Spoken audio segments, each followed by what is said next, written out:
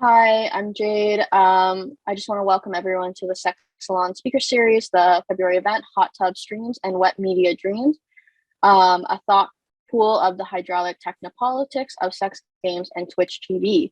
We'll begin in just a few minutes, but I just really want to start with the land acknowledgement.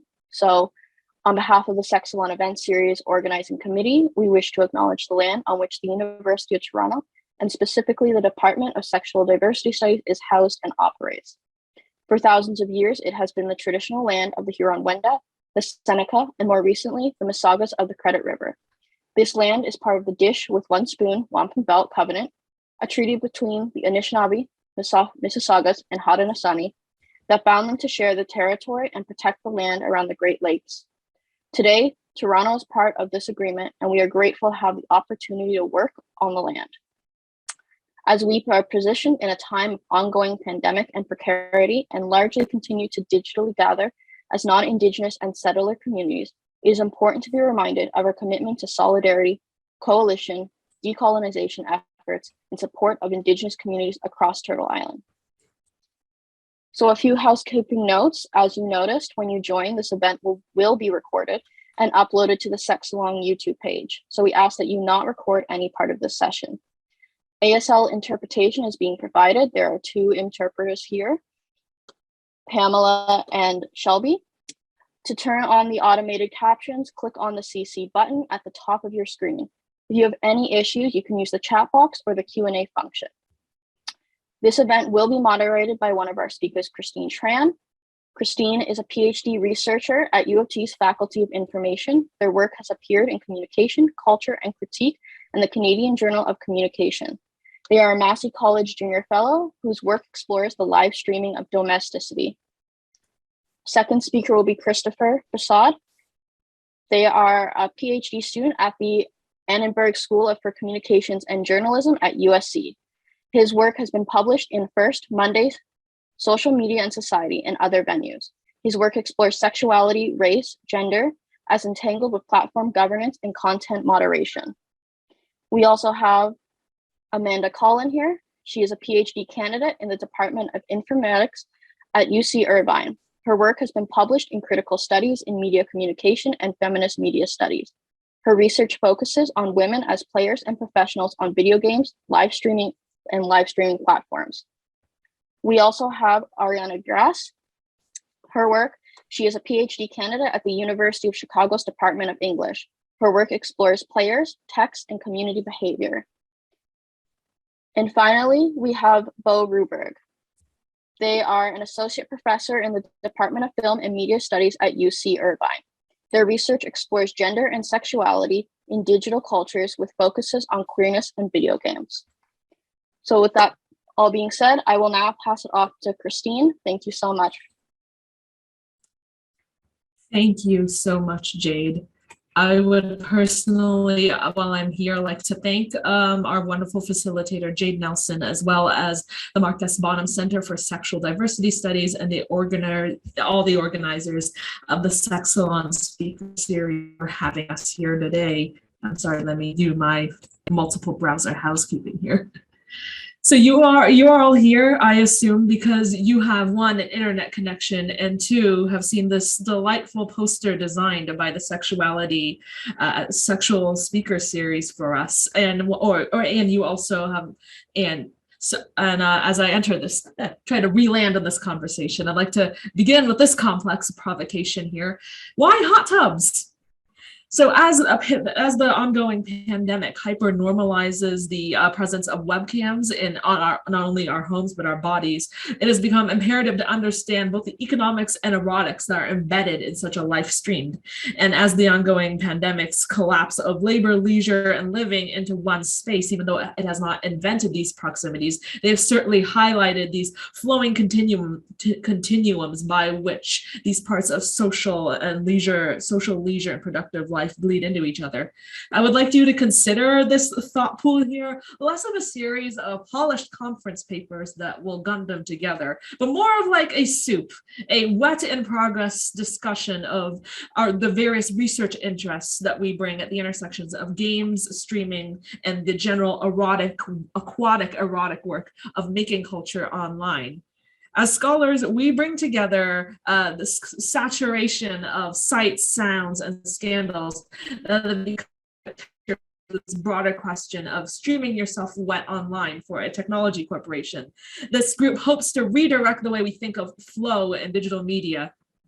Now, we have neither the funds nor the ongoing safety to come at you from an actual hot tub. But we do wish, however, towards the end of the session, that you keep the conversation fluid. We recognize that the continuum of ideas that we swim in are about negotiating this sense, negotiating these these senses of meeting each other. And generally, if I could have a thesis statement of what these really interesting series of talks we have prepared for you today, we kind of are building towards this framework as referenced here of wet media, of wetness, drawing from frameworks of media studies, popular communication studies, political economy, sex studies, and game studies. We want to make sense of how thinking wet can help us decipher the various ways in this ongoing unprecedented times that we are telling our stories.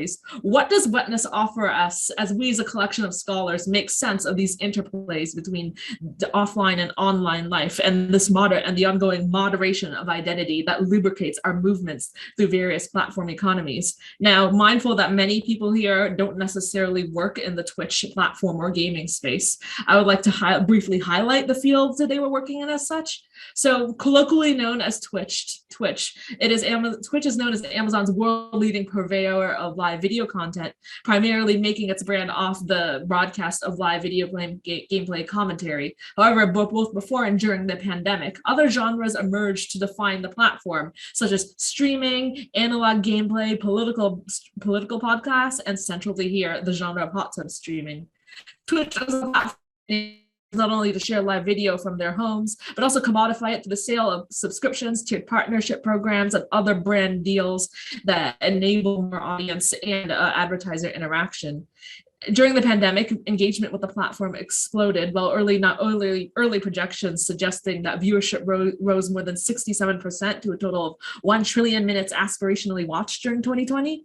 And increasingly, as I highlight here, game streaming appeals to youth workforces whose maturities, many scholars have observed, were marked by recession, student loan, and precarious work. As a result, it has interested many to look at Twitch as a place to decipher a number of issues related to technology and the growing self-consciousness about the role of Amazon tech giants over our social life.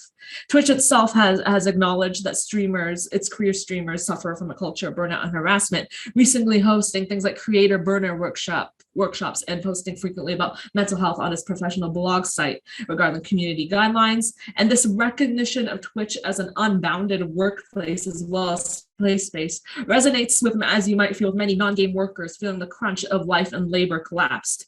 And a growing body of work is interested in what one journalist I read called the various identity-related L's that have plagued the platform in the past years, from organized hate raids to the platform's general platform's gendered and racialized mismanagement of things like PogChamp of the day, to the widespread culture of racist, homophobic, and patriarchal dogma that has long been endemic to popular gaming communities. But today we want to talk about a specific event that brought us together. Has the word found to be sexy made their way in anyone's online vernacular the past year? So this is kind of the content move that shifted our group's attention to this question of platforms. So as you see, in May 2021, Twitch sanctioned a new category of streaming content that abided by its own set of guidelines: pools, hot tubs, and beaches. The category provides a sanctioned place for creators to stream themselves doing aquatic activities without alleged fear of content retaliation from the platform for obscene content. We were not the first to observe the very memeified catchy lead in this policy that, quote, being found to be sexy by others is not against our rules. Drawn in this passive position, these largely self-sexualized creators are Twitch become essentialized in these documents as perpetually vulnerable to gamers self-harassment campaigns, and also the whims of notoriously gender bias attire and obscenity moderation. Hot tub streaming and the backlash it inspired, as we'll discuss in various perspectives today, reveals the autonomies at stake when we discuss the intimate labor of being yourself online as it clashes with sexist attitudes around platform leisure cultures. Together, we hope to narrate these encounters, these perspectives on hot tub streamings, and what our various personal perspectives and games bring to these questions of erotic leisure moderation. So, framework proposing of digital media's wet history. What can that teach platform users and policymakers and gamers in how to be productive, either better or, as I try to suggest, productively worse players with each other on these platforms? For my part, I want to lay the pipework on focusing on this outside domestic structure of streaming, hence why I'm coming at you from the parasite family's basement bathroom here.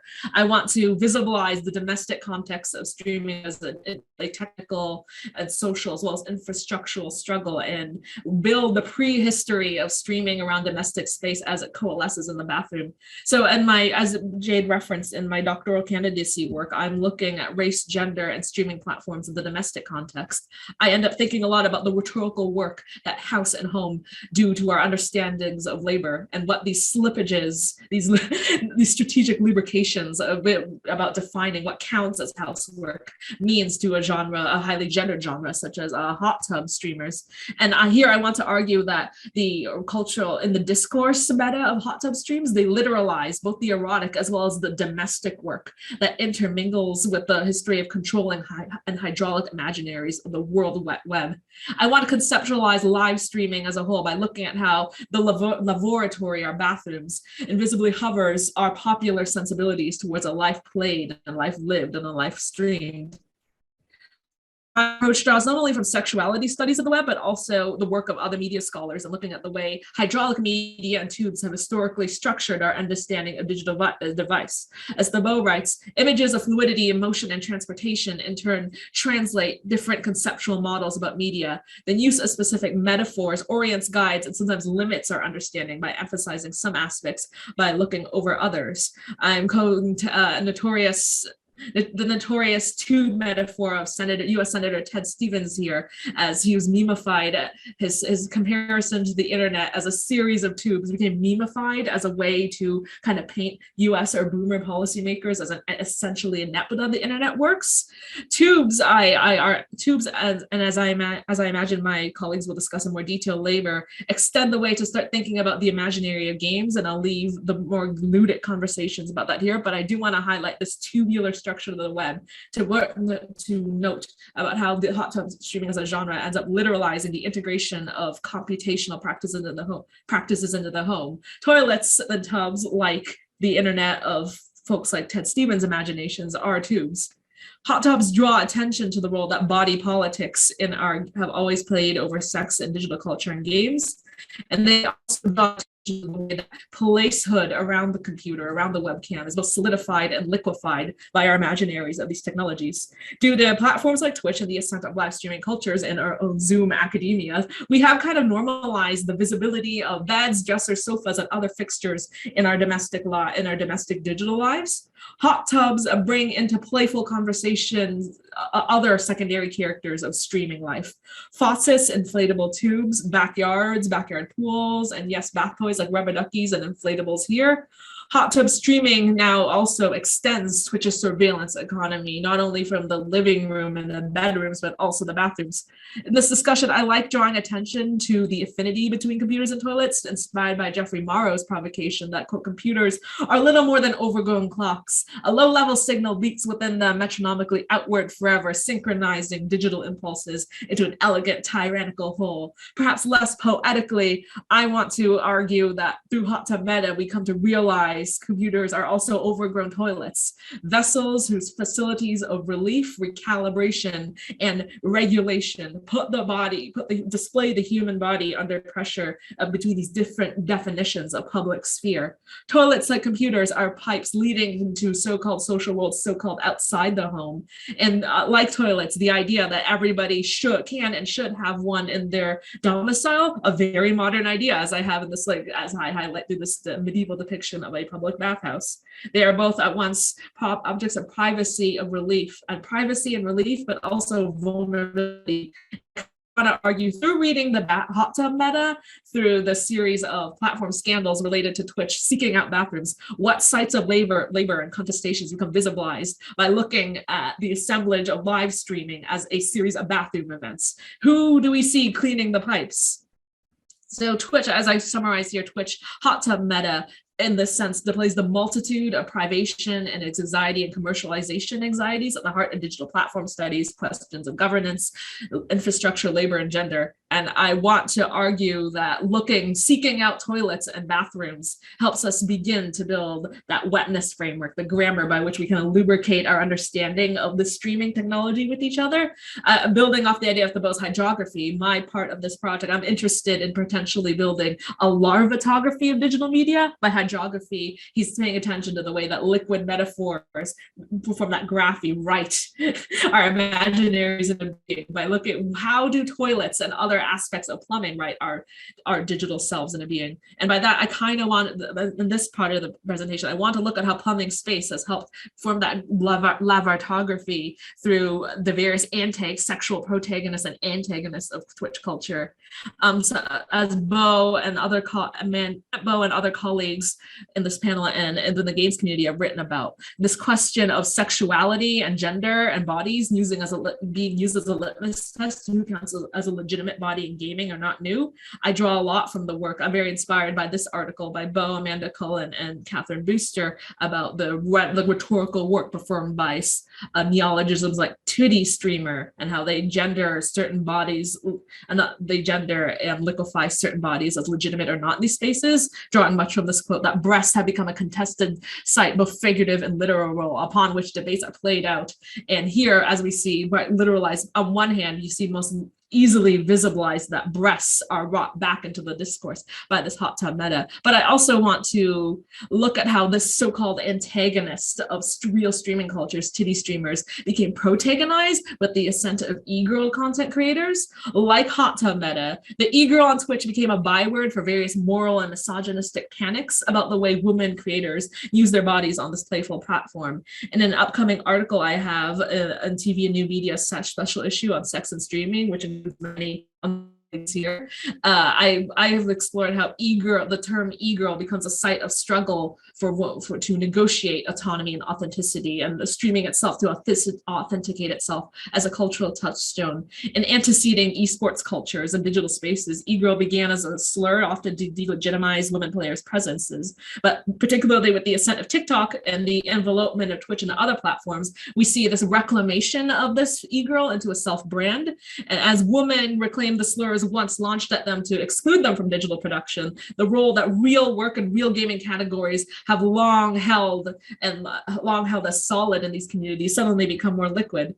And by recognizing the hot tub stream and the lineage of this e-girl anxiety, we can also realize that bathroom events are not novel to Twitch. In 2018, most infamously, we have Belle Delphine, the gaming personality, who perhaps most famously embraced that self-sexualized e-girl aesthetic to infamously sell her own bathwater. And there's, of course, a lot of immediately there was scrutiny related to things of legitimacy and authentication. It's like, her body, was the bathwater even real? Like, how could you take, how much e-girl content needs to be in water before this is invalidated? Again, here in this discourse, water becomes a soluble medium by which certain bodies are put under the litmus test of legitimate laborer. And when we look at the history of how sexuality is received in platform ecosystems, we can come to realize these rhetorical oceans around us. Likewise, the gaming journalistic discourse has also been looked to water to understand these phenomena. I draw a lot from this article from Cecilia D'Anastasio, writing for Wired, where she describes the world of the e-girl as a constructed ocean bubble. On the outside, the bubble is delicate, separate, rainbow, and reflective, but inside the bubble are these systems that give the e-girl her meaning, technology, and gender. So by looking about how water slips into our rhetoric to deflate, inflate, and expand our imaginaries of gender, technology, and streaming, we can start thinking about how the bath also expands what is fit to stream. again, I'll leave again more of the gaming. I've seen some of the slides I've had. There's going to be some real exciting things. I'm going to talk about these games specifically, but I do want to press really quick on the historic affinity between gaming, domestic space, and women's work, as many people like Greg DePuter and Nick Dyer-Witherford have discussed, as well as Ergun Billu, the role of invisible spousal labor in the home to support a notoriously precarious career in games, whether that's as a developer or a creator or a tester. That role of spousal woman's work that largely goes unpaid has always been integral to the reproduction and expansion of gamer cultures. So as we recognize domestic spaces as productive and integral to this project of a game and the live streamed, how does expanding our reach to the bathroom also further expand our knowledge of those gendered oceans ahead? So as my part of this group, this conversation, I increasingly like to look to non-sexualized instances of streaming. Most notoriously here, I have a screen cap from Mugat Argren's 31-day marathon stream in 2021, showcasing an example of how this variety streamer would use his bathroom as part of his performance. While the stream ended on April 14th, he ranked more than over 200,000 subscribers and almost 225 unique viewers on this marathon feed, sometimes bringing his camera to the bathroom. And here's a screenshot of the various cases where we have bathrooms on display again, opaque shorts juxtaposing the translucent shower curtain. So for male presenting like streamers like Argren, being found not to be sexy was not something he had to think about as much as these other hot tub streamers we'll discuss today. Yeah, it was we can also discuss further these two other cases of bringing Twitch into the bathroom. On your top left, I have the Dr. Disrespect Bayam, a popular streamer who once had a huge, massive following on Twitch, but by 2019, a number of scandals had come to plague his brand. I think the tipping point was introducing his web live streaming from the Los Angeles Convention Center bathroom at the E3 conference. And while this is not the event that eventually led to his perma ban, we can kind of see the public bathroom in this case come up as a site of discourse that brings together various concerns such as invasions of privacy, as well as the bottom here we have perhaps the face of the hot tub meta of it all, Amarath, whose over 3 million subscriber channel was demonetized eventually, again, for reasons I have colleagues to go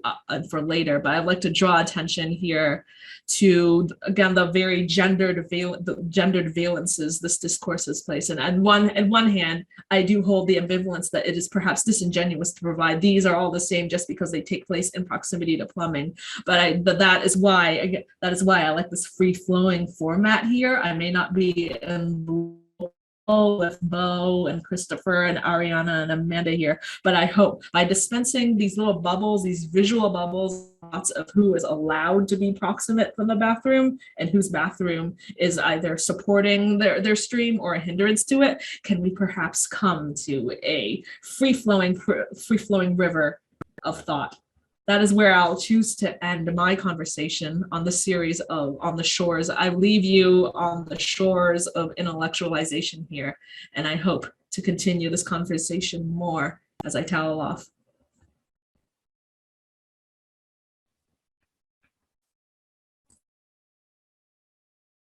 I, of course, should stop sharing my screen. That's fair enough. I believe I'm next. Okay, here we go, Zoom.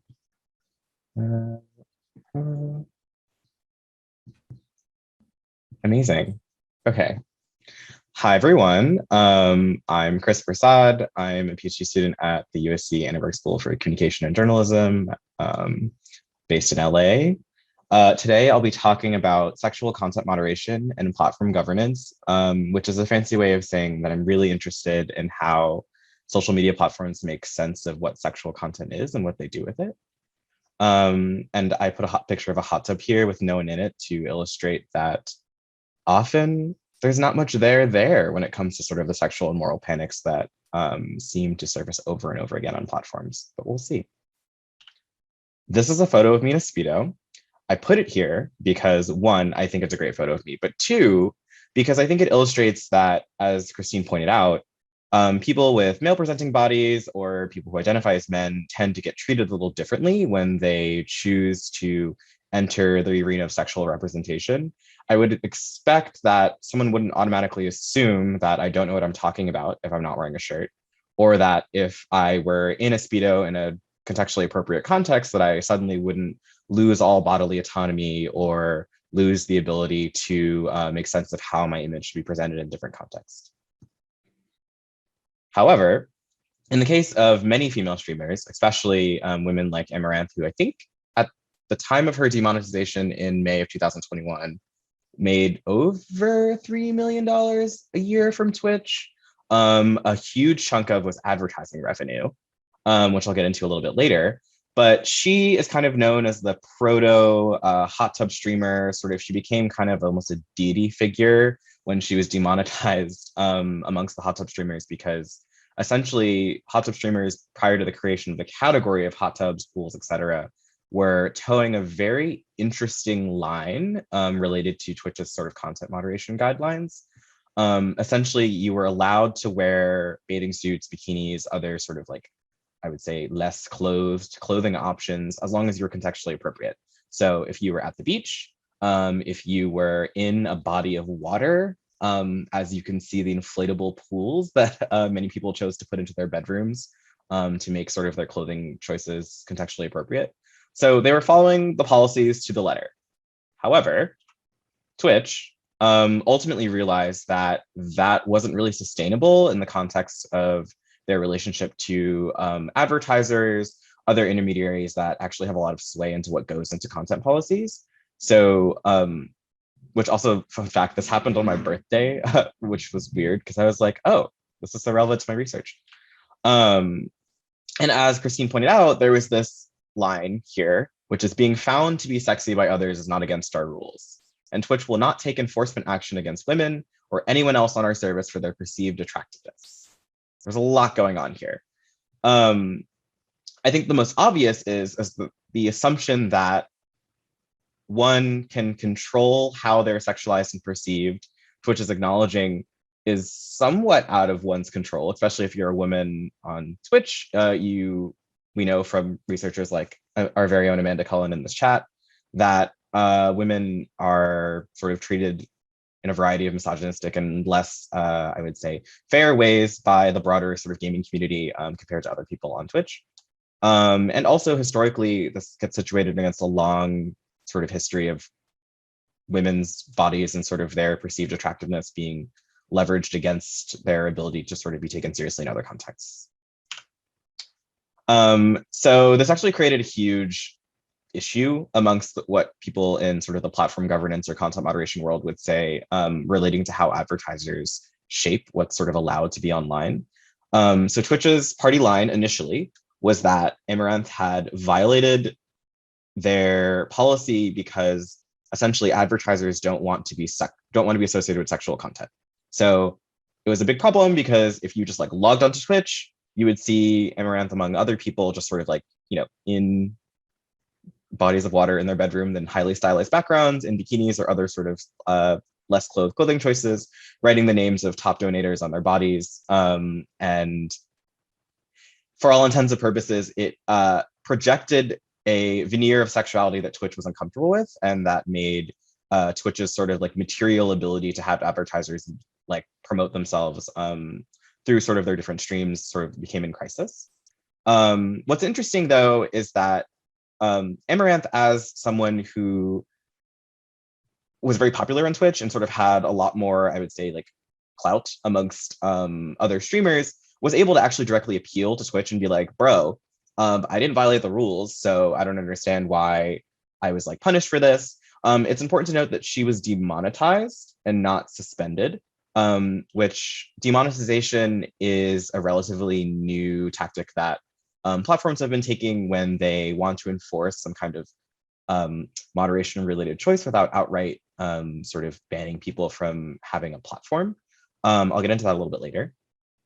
Twitch then launched the pools, hot tubs, and beaches category as a way of, you could think about containing the spillover of the boiling hot tub that sort of messed everything up, and allowed advertisers to opt into being visible in the hot tubs, pools, and beaches category, which gave them more control, but also sort of ceded ground to advertisers and having more, I would say, discretion over the sort of content organization of Twitch. So we love a chart, I guess.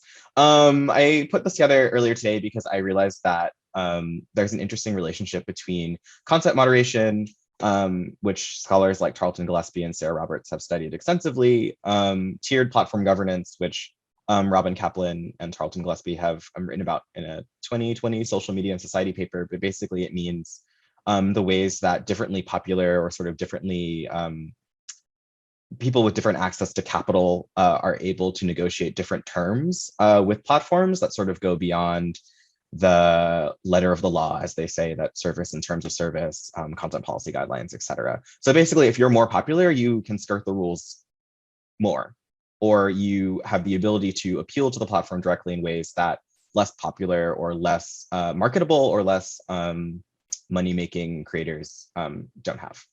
And then also it surfaces that advertisers and other intermediaries are explicitly involved in this process of content policy, the platform governance that happens, especially around cases of sexual content.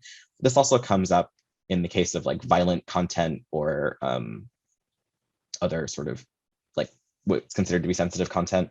I think it is interesting that Twitch considers sexual content violence, and I believe there's one other category, it might be like child sex abuse, to be all like kind of in the same bucket of like prohibited content, which is similar to what a lot of other platforms do.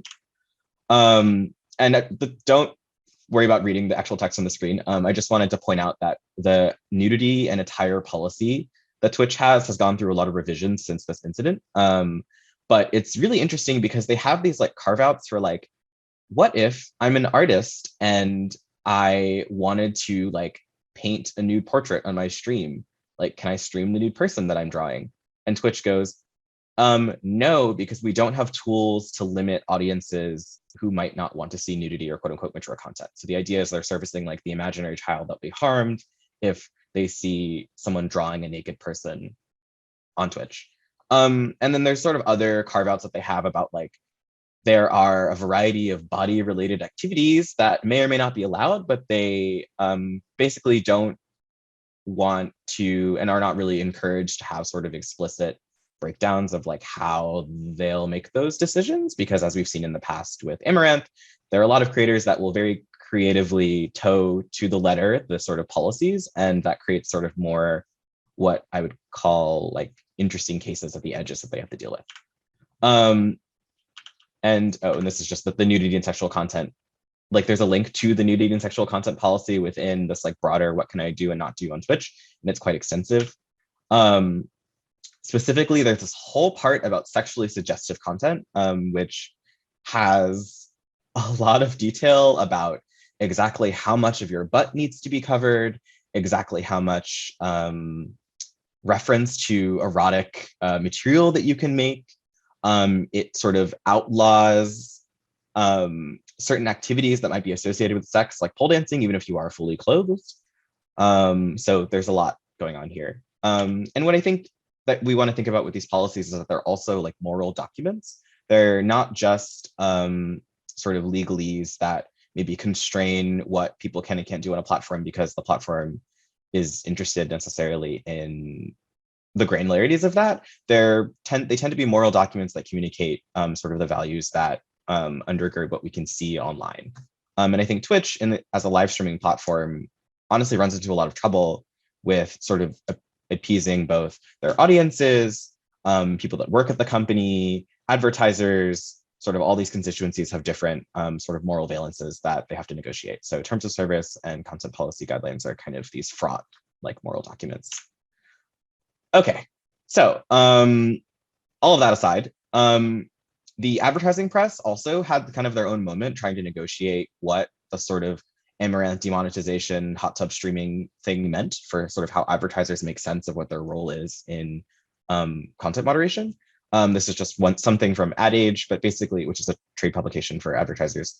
Essentially, brands are panicking because they don't know what to do with sex. And as more and more sort of creators sort of are moving between being a Twitch streamer, an OnlyFans performer, other sort of like varying levels of mediated and or sexual sort of platform roles, platforms like Twitch are having to also take into account, okay, if someone is fully clothed in their stream and they are also a sex worker in another context, say they have an OnlyFans, what do we do about that? Because in one sense, like their Twitch profile is an advertising portal for their other internet activities, even if they're not directly linking to it. So it's raising sort of complicated issues with how people's ability to silo their sort of like social media profiles actually shapes how they get moderated on other platforms like Twitch. I think I'm going to close with an example of people with different bodies, particularly people who identify as men or stream sort of in like the queer men subcultures on Twitch, really don't face a lot of these issues. This person on the left was wearing a harness for Leather Pride Day that happened on Twitch, which is a sexualized object that does not seem to attract the same moral ire that partially exposed breasts do. The person on the right is a very popular Twitch streamer who often wears tank tops or is occasionally shirtless, who has explicitly talked about how leaning into like his hot guy persona early on in Twitch was like a part of his sort of rise to popularity. And streamers like this don't really get included in these conversations about sexualization. So a lot of my work focuses on how sort of queer men get tied up in social media micro-celebrities. So I would always love to point out that people get treated differently depending on how their bodies look. So back to my fun chart. I think that what sort of the Amaranth demonetization reveals, like in sort of the hot tub meta as like a moral crisis, is that content moderation, tiered platform governance, and advertisers sort of are working at like all edges of this problem. And it's not really useful to just think about like, oh, am I following Twitch's policy? Or, oh, like, if I'm a famous person, do I have to follow the rules? Or, oh, wait, do advertisers actually have more control over what we see on the internet than we're actually told? Like, I think all those questions are important and interesting, but actually what would be helpful is to think about how these things kind of work in a circuit and kind of affect each other, and how sexual content kind of breaks a lot of these like easy divisions between who gets to decide what we can see and sort of what the stakes are of that. So anyway, so paying attention to this controversy helps us see that the governance of sexual content, or in this case, content that may or may not be deemed sexy, surfaces how classification systems, which are the things that sort of shape content policy, are fundamentally moral systems, and they have embedded value judgments about what we ought to see.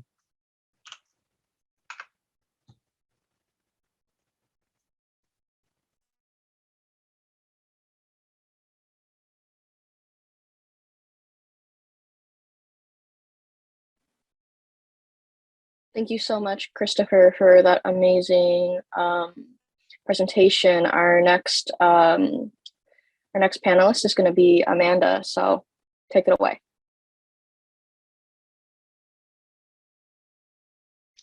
Thanks for the introduction. I want to thank the Sex Salon for hosting me, and I want to thank Christine for all the hard work she's put into gathering us all here.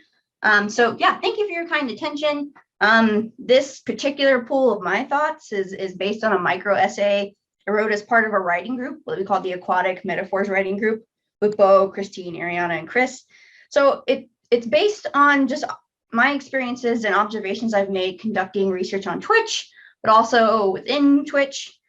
So like a couple of people have mentioned, my dissertation research overall is looking at gender differences and inequality in video game live streaming. But in 2020, while I was interacting with moderators as part of my Twitch internship, I was introduced to a new category on Twitch that I had never noticed before, which was travel and outdoors. And what I found there, to my surprise, is that many of the problems of video game live streaming are intersecting with gender stereotypes from other like pastimes, other areas of leisure, namely fishing. So yeah, this is a presentation about streams on fishing on Twitch. So coming on the heels of the hot tub meta, this presentation is just some initial research and musings on why people are so preoccupied with women and water. And I would like to warn everyone, in case you somehow weren't prepared for this, that there is some partial nudity in my presentation.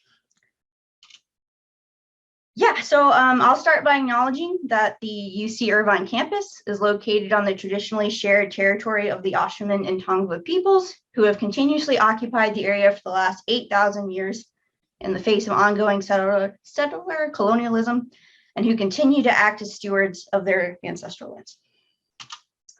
So for the actual presentation part, I'd like to begin with a story. So much of my work often does. It's prompted by something that I saw that vaguely horrified me. So this is based on an interaction that I witnessed in one of those Twitch fishing channels. So a woman casts a line into a green algae-covered lake under a cloudy sky. Although her fishing line and rod is visible on the live feed she's broadcasting on Twitch, she herself is not. In the chat room, some viewers are discussing her decision to not appear on camera. And then suddenly the camera switches views and the lake disappears and you can see the streamer and only she is visible.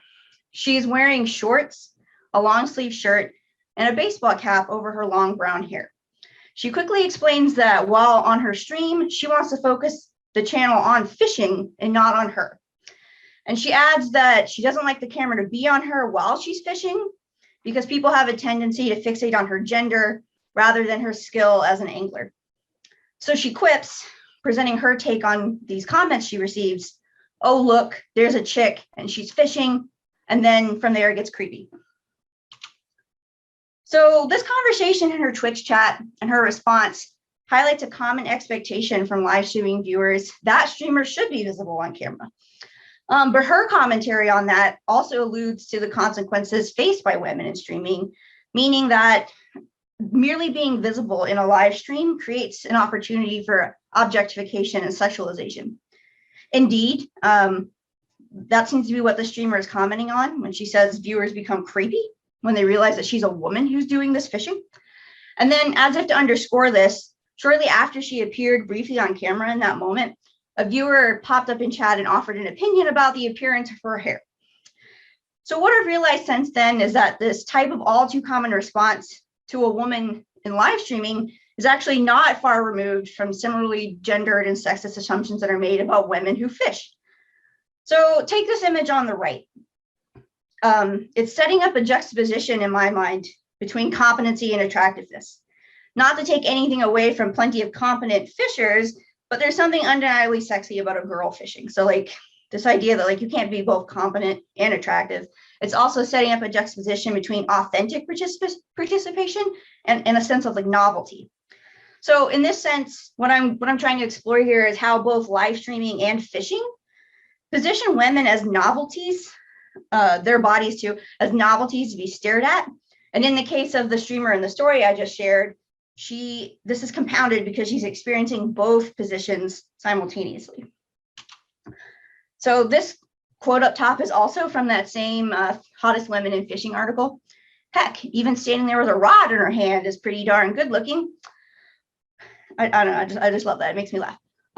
So what I suggest in this micro essay is that women in fishing and women in live streaming are facing similar processes of stereotyping and fetishization due to the presumed masculine dominance and naturalization in these spaces. I also suggest that the similarities I'm seeing in how women are treated in fishing and live streaming are connected or is connected to the recent controversy regarding hot tub streams, which is what prompted our writing group and this sex salon. So what I've concluded is that no matter what a woman is doing, there are people who will find a way to sexualize that activity due to presumptions about the inherent sexual nature of women's bodies. And I'll argue that these presumptions seem to be magnified by the presence of water. So in this case of fishing and hot tub streams on Twitch, the sexualization comes about and from a basis of cultural attitudes towards women's bodies, also presenting a risk to this idea of equal participation or meritocracy. So I just wanted to, I don't know, I just for fun decided to start with, well, what's a common perception of women in fishing? What do people look for? So, I mean, part of what I was doing was just searching for literature, right? But I also found images. So this is just a brief Google search of women fishing that I made when we started the writing group in June of 2021. And it yielded dozens of photos of women who were wearing bikinis while they were fishing. And this in and of itself is no problem. It's women wearing context appropriate clothing. And indeed, the whole hot tub meta, as Chris mentioned on Twitch, is itself a kerfluffle over women wearing context appropriate clothing. But what made me look at these images harder were the recommended related search terms that you can see at the bottom right, which is woman, pretty woman fishing, because we just had to emphasize we wanted a pretty woman, and woman, beautiful fishing. I made that same search again this week. And while I'm glad to see that the imagery changed, the related searches didn't change much at all. And these search terms speak to me the potential sexualization of women in sport and fishing, or sport and hobby fishing, a sexualization that appears to be borne out in the research that I did. So moving beyond this sort of first stage simple Google search, I did a literature review on perceptions of women in fishing. And one result I found that I'd be happy to share if anyone wants to read it was an article conducting an analysis of fishing magazines that was undertaken in 2015. And what they concluded were that women anglers or fishers authored only 1% of all feature articles in these magazines, of which they looked at several. They were often sexualized, noted for their physical beauty, or portrayed as obstacles to fishing for men. So I'm going to repeat that because I think it's worth thinking about. These women in fishing are sexualized, noted for their physical beauty, portrayed as obstacles to fishing for men. So in my mind, these findings and this language is very similar to the ways that women in live streaming are discussed in terms of their physical appearance, what's appropriate content for them to stream, what's appropriate for them to wear while they stream, and the ways that their success might hamper that of men. So in their analysis of this fishing media, the scholars who wrote this article, Robert Carini and Janetta Weber, also noted, fishing has long been considered a gendered activity, despite the argument that it offers a level playing field for the sexes, given the modest strength required for landing most freshwater species. Compared to men, though, women are more likely to face constraints that may reduce fishing participation and contribute to a gendered leisure gap. So this idea that fishing is described as a level playing field, but in actuality is reinforcing inequality, is akin to the reality of streaming and video game culture, where similar meritocratic arguments are made. Concerns that the presence and physical appearance of women, the concern is that they upset the fair and natural order of meritocracy. And this appears to be prominent in both live streaming and fishing. The insinuation in both contexts is that women use the inherent sensuality of their bodies in overt ways to gain or divert attention from a proper focus on like playful or skillful play and sport. So this fear of women, feminization, and sexuality in both these contexts often prompts anxiety and harassment, which further sort of underscores both the insecurity and precariousness of making a living at either play or sport in these contexts. So following Carini and Weber, there's a gendered leisure gap in both fishing and streaming. For women in either, or in the case of the streamer I was talking about up top, both contexts, this insecurity and precariousness is further exacerbated by having to combat concerns over visibility and questions of legitimacy, which their bodies seem to prompt. And I wanted to put these two images together because, I mean, they make me they both make me laugh in different ways, but it was just like this idea that like just being with a woman in a playful or sporting context just like carries a risk that a man has to be aware of. So yeah, fishing joke for you.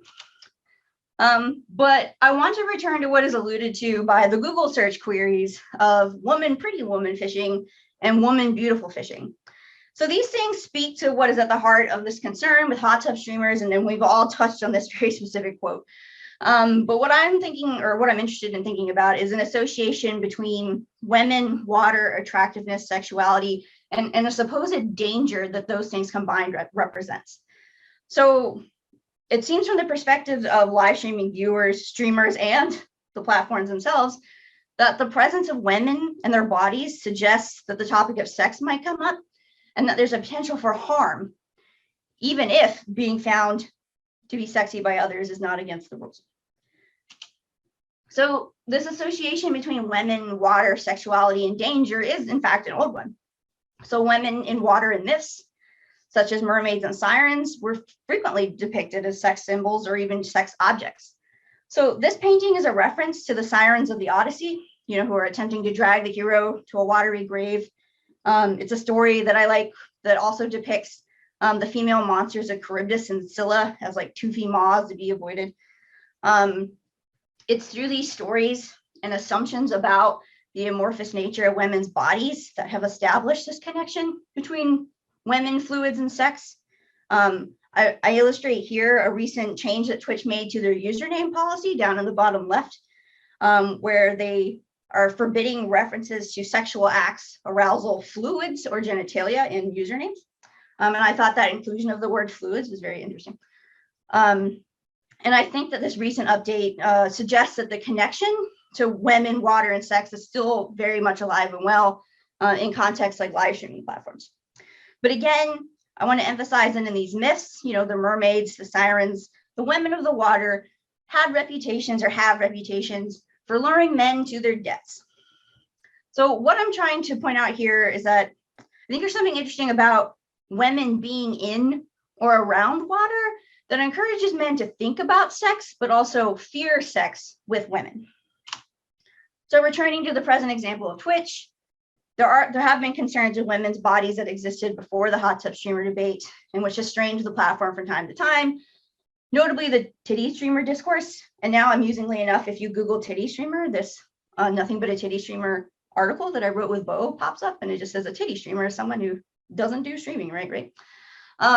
So yeah, the hot tub controversy is not the first time that such concerns over the way women's bodies are being presented has shown up, but it is the first time that it prompted the creation of an entirely new streaming category on Twitch, where like these dangerous women could be like siloed and hidden away from the general population, right? And so while the language of Twitch policy has been consistently vague in its definition of sexually suggestive content, and I think it relates to what Chris was saying about like advertising concerns, the hot tub meta has revealed that women in context appropriate clothing who are proximate to bodies of water are still somehow signaling that their content is inherently or overtly sexually suggestive, and that it's a danger.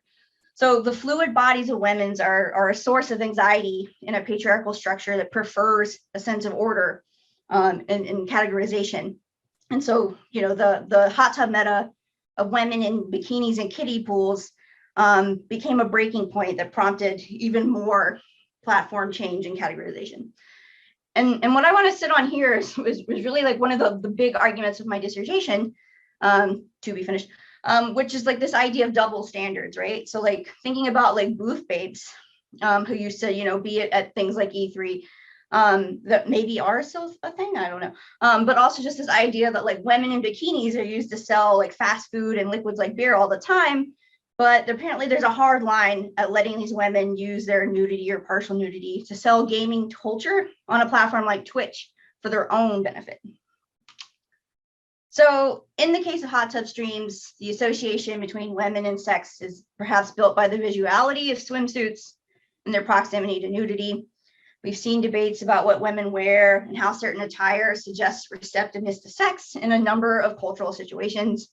But again, as the story of the woman angler from the beginning of my presentation illustrates, even just standing next to a stream in an otherwise normal outfit, like the one I'm presenting here, that's not her, it's just an example, seems to prompt conversations of gender, physical attractiveness, and sex. So to me, it seems that no matter what a woman is doing in water, even if it is a masculine hobby like fishing, and whether she's wearing a bikini or not, there's still an attempt to sexualize that woman and her body. And what I think this underscores is the real fear behind this preoccupation with women and water, which is that the power and success of women diminishes that of men in environments that they think of as naturally theirs. And I just like to conclude with one final idea that I'm sort of like paddling through, which is this thought that maybe there's something about the presence of women in water that might suggest the wetness of an aroused vagina. So connecting to the work of scholars like Astrida Neimanis, and Julia Kristeva, there's an age-old association between women, fluidity, ambiguity, sex, and monstrosity, where women are typically contrasted with this idea of a rigid masculinity, order, and humanity. So maybe being a woman, being in water, and being visible on Twitch puts these streamers in a position of being exoticized and eroticized. But again, there's this element of fear of something like maybe the vagina dentata, of the proverbial castration and the very real loss of power that women represent, as maybe becoming too powerful by flowing through the cracks of a so-called natural order. Thank you. Very much looking forward to the discussion. Thank you so much, Amanda. That was absolutely amazing to listen to. So our next speaker is Ariana. So I'm going to let them take over now. Thank you.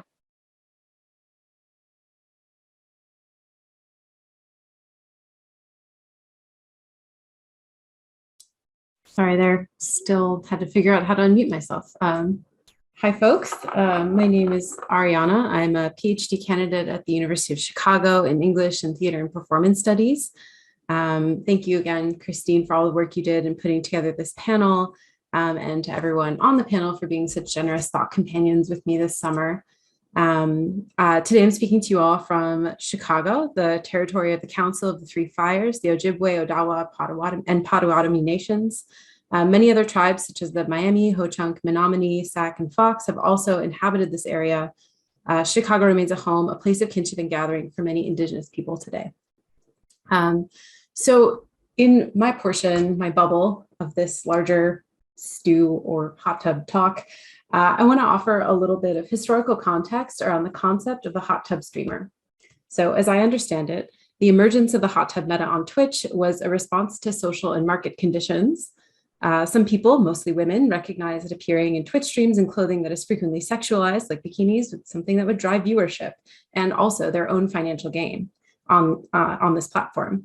So my thesis in this talk is broadly that this form of feminized erotic labor and entrepreneurship is really not a new phenomenon when it comes to emerging interactive technologies. And moreover, that the hot tub specifically is a recurring feature of this conversation. So I'm going to begin with a quick overview of kind of how I understand the hot tub to be working in this bit of contemporary culture. But the bulk of my talk is actually going to talk about the hot tub as it appears in a different transitional moment about 40 years ago at the dawn of the age of home computing. So I'm going to follow the concept of the hot tub, a space that translates the usually private act of bathing into a sexualized public scene as one that's negotiating social anxieties around erotic content, erotic labor, and emerging interactive technology. Okay. So I'm going to start with a pretty silly question. Were these women the first hot tub streamers? This is an advertising image taken from the pages of Soft Talk, which was a computer enthusiast magazine. It was published in 1981, and it's advertising a then new game called Soft Porn Adventure, which is one of the first, if not the first, mass market erotic adventure games. So before I go more into the historical context or content of this image, I want to think about what it means to say are these the first hot tub streamers? So as I see it, the hot tub stream is a form of erotic labor that contextualizes generally women's partial nudity as appropriate but scintillating.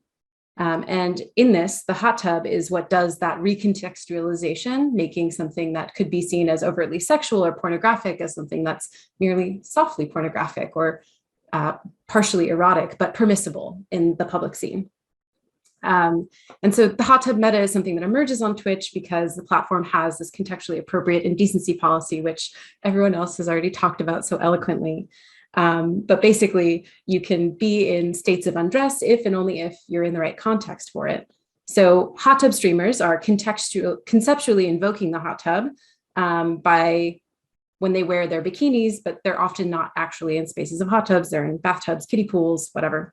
But basically, the hot tub conceptually is doing this work of lending them a kind of plausible deniability for the erotic labor that's happening, especially in the eyes of the platform.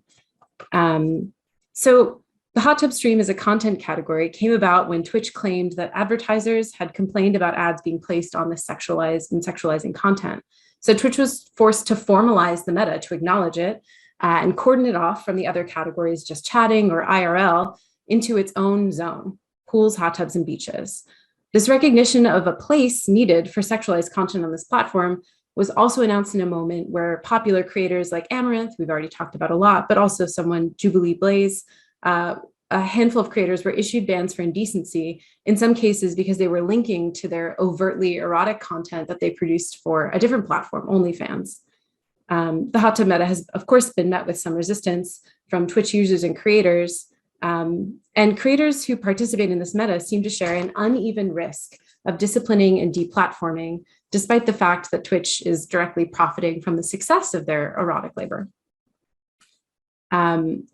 So there are tons of examples of this pattern of erotic labor and its eventual deplatforming in the last few years, but Emily Vandernagel in Porn Studies writes about the platform imaginary of OnlyFans in a really compelling way. She finds that there have been many instances of technology companies strategically allowing sex work and not safe for work content on platforms while growing their user base, only to deplatform this kind of content later. And here she's specifically referencing TikTok and Tumblr, who are amongst those platforms that have recently banned all sexual content from their platforms. But of course, obviously, and more recently, OnlyFans threatened to deplatform its not safe for work content creators, but was not able to hold that decision for more than, I think, 6 days. And that was reversed in August 2021, around when we all started writing. But as Vandernagel notes, the way these platforms treat creators of erotic content, quote, only deepens the stigma associated with sex work. Not safe for work content creators can be treated as not just engaging in high-risk transactions, but as high-risk people who can be denied all kinds of payment services. So part of what I want to do in this talk is offer a little bit of historical context for the hot tub's role in these recurring cultural conversations around erotic labor and technology, and to put forth this hypothesis that new technologies and platforms have always benefited from the precaritizing erotic labor, feminized erotic labor. And the hot tub stream and its concomitant controversies are not a new thing, as much as the presentist media might make it seem that way. So as an example of this, I want to return to the game that I showed you all earlier, Soft Porn Adventure. Designed and programmed by Chuck Benton for the Apple II, Soft Porn Adventure is a game filled with puerile jokes, computer geek doggerel, and a gambling economy that characterizes sex as like a risky financial transaction in a hyper-capitalist world.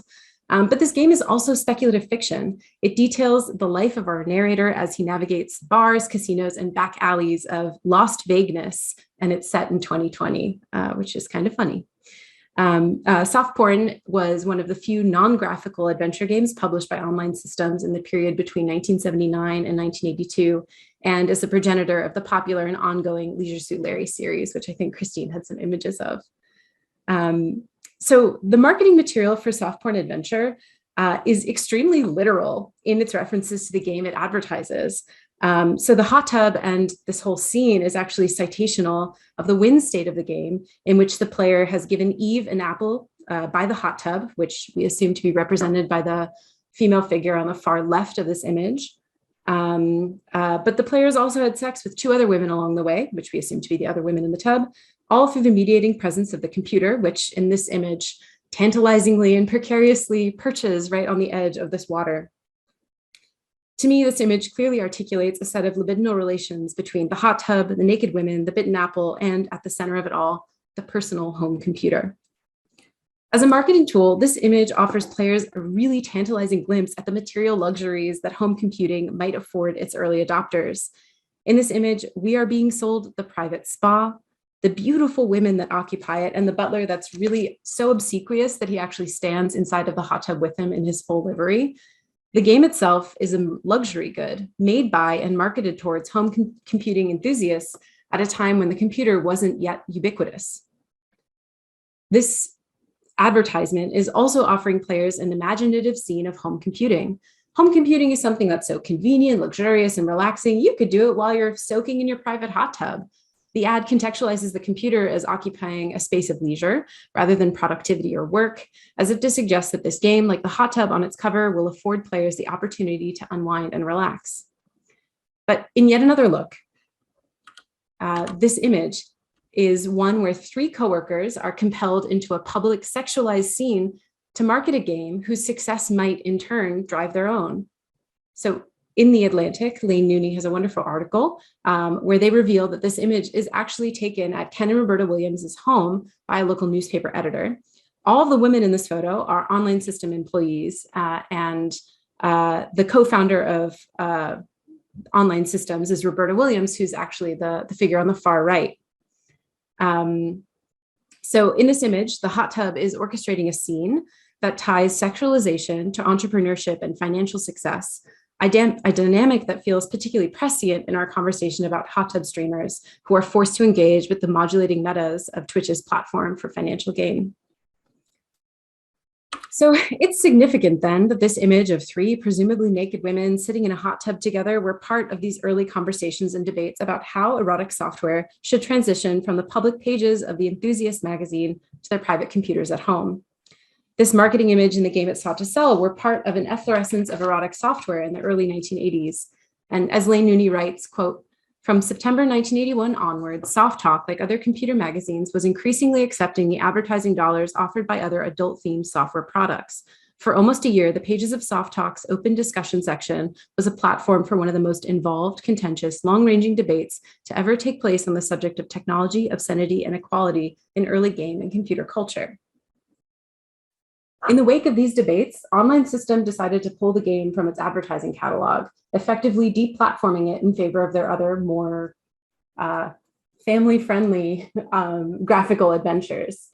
But this didn't prevent them from, by then renamed Sierra Entertainment, so the same company just renamed a few years later, publishing a nearly word-for-word graphical adaptation of soft porn adventure under the title Leisure Suit Larry in the Land of the Lounge Lizards that was adapted by Al Lowe in 1987. And that has become a super successful erotic adventure game series that has had 11 installments over the last 40 years, the most recent of which was released most recently in 2020. So I'm going to turn now from the marketing material from this game to the content of the game to think a little bit more about how and where the hot tub appears within the text of the game itself, which maybe is sort of the occasion for the marketing image, and how the game itself reflects the cultural moment in which the computer was transitioning from a public technology to a private, intimate, and domestic one. So within soft porn adventure, the culminating sex act, the last puzzle, and the win condition for the game requires a player to navigate what the game calls their puppet into having sex with a woman named Eve by the hot tub. And this is the readout of the page. This is taken from the game source code. Quote, "She hops out of the tub, steam rising from her skin. Her body is the best looking I've ever seen. And then she comes up to me and gives me the best time of my life. Well, I guess that's it. As your puppet in this game, I thank you for the pleasure you have brought me. So long. I've got to get back to my new girl. Keep it up." So this is totally like the same as all the descriptions of sex in this game. They're brief, euphemistic, elliptical. And it's interesting to me because in what might otherwise be an absorbing moment of fantasy at the end of this game, the game is instead foregrounding the distance between the player and the character in the game itself, narratively abandoning them to return to the puppet is narratively abandoning the player to go return to his new girl without the player's prying eyes. For the majority of this game, it's like narrated in the first person. So the puppet will be like, I am in the hallway, I am in the bathroom. But sex seems to continually occasion these sudden shifts from first person to direct address. Like the murky waters of the hot tub, this perspectival distance softens the purported pornographic content of the game. Sex is removed from the player's context, accessible only to the puppet or computer.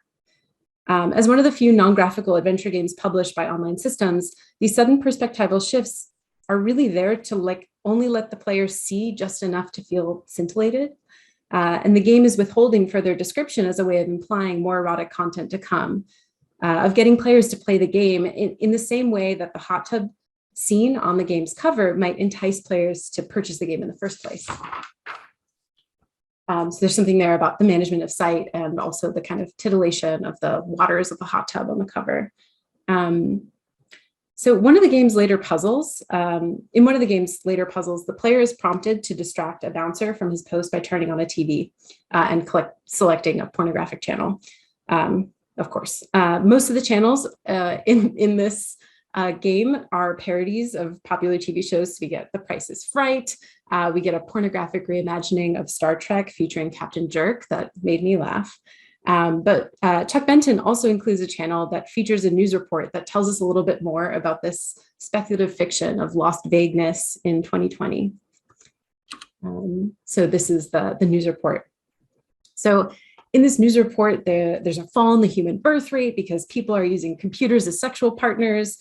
ATMs and home computers are raping people. It's a kind of wild vision of the future. But despite its brevity and its satirical tone, this little bit of world building posits two emerging but not ubiquitous interactive technologies, which the ATM we might not think of, but it was a new technology or reasonably new technology in the 80s, and the home computer as specifically sexual threats. Furthermore, Benton's speculative future is one where humans supposedly do what the player of soft porn adventure is doing in 1981, which is playing with a computer in the pursuit of some kind of sexual gratification. So in this moment, I understand Benton's game to be asking the player both narratively and through the very act of continuing to play to explore the cultural changes brought about by the computer's transformation from public into a domestic and intimate technology. So while online system soft porn adventure as a material product and software is very distinct from the kinds of content that Twitch streamers are making, I think it's interesting to see the hot tub in both of these contexts. The hot tub and its attendant debates about erotic content arise in moments where a culture hasn't totally crystallized around what to do with new interactive technologies. In the case of soft porn, the ads get pulled, even though sales of the game continue. And in the case of hot tub streamers, they remain vulnerable to bans and sanctions from a platform that continues to benefit from precaritizing their erotic labor. So overall, my research on all of this is still in its early stages, but at this point, I'm really curious to hear from our audience and other panelists about potential other hot tub waypoints in this like larger cycle or history of this cycle. But I'm also totally happy to talk about another waypoint that I found, which is the game Hot Tub Simulator, which was published in August 2021, sort of amidst these hot tub streaming controversies, which very interestingly invites players to experiment with the platform logics around banning erotic labor. So where I'd like to leave this presentation today is to simply point back to Emily van der Nagel's research on OnlyFans, where ultimately she argues that when platforms think of deplatforming not safe for work content creators as a way of stopping sexual exploitation, they're actually losing, quote, valuable opportunities to challenge dominant representations of sex and sexuality and deny people enjoyable kinds of sexual exploration experiences. So I guess my like ending provocation or thought is like, I wonder how our impression of these cycles of erotic labor being precaritized and deplatformed only to benefit larger like platforms and companies might change if we understand that this is a recurring cycle. So yeah, what changes if we accept that there have always been hot tub streamers? How would we change our relationships to new interactive media technologies? So thank you all. I just want to say, again, thank you so much to Ariana for that amazing presentation. Our next presenter is going to be Bo Ruberg. Just before we move on to that, I just want to remind everyone, if you have any questions, please feel free to add them to the chat box or the Q&A box, and we will get to them at the end of all of the panelists. Okay, great. Thanks so much. I'm Bo Ruberg. Let me get my slides up. One sec, something weird just happened there.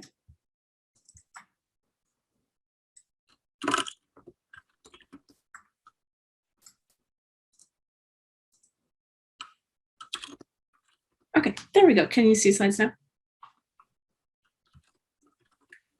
Take that as yes. I can't see, but yes. I'm assuming so. Awesome, thank you.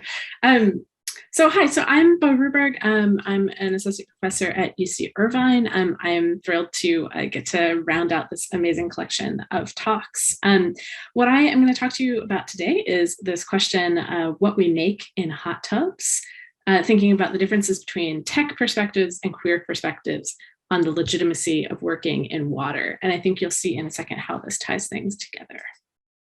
I always like to start by saying that the work that I do that you're seeing today and in general is done in collaboration.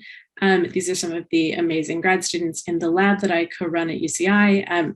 All of my presenters, co-presenters here today are some of my amazing collaborators in this work. So thank you for all of that.